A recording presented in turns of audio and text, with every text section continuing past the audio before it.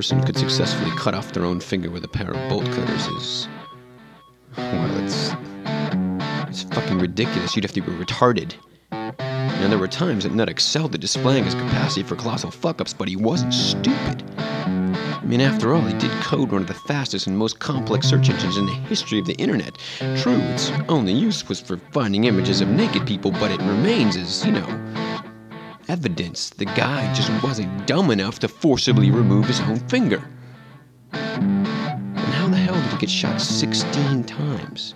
I mean, I myself have been down to GIT to help Nutt out dozens of times, and I know for a fact that there were only 2 nighttime security guards, Frankie and Al. They're like 50, maybe 60 years old, and both slow fat fuckers who would bring Nutt donuts every afternoon, and he'd let them hang out and browse the internet. I mean, they loved the guy.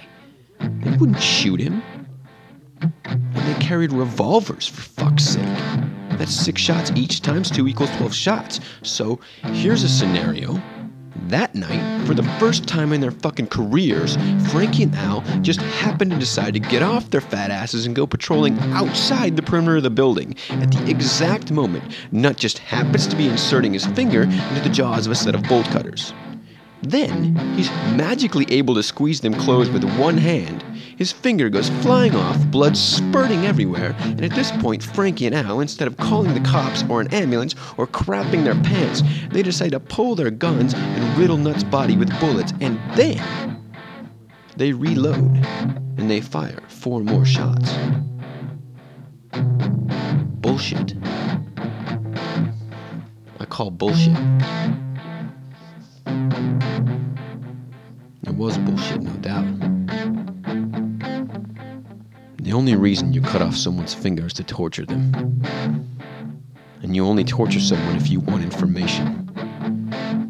So what did Nutt know that nobody else did?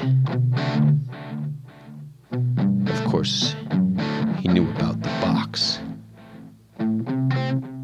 So this is where I got the fuck out. And I went somewhere where I thought nobody could find me.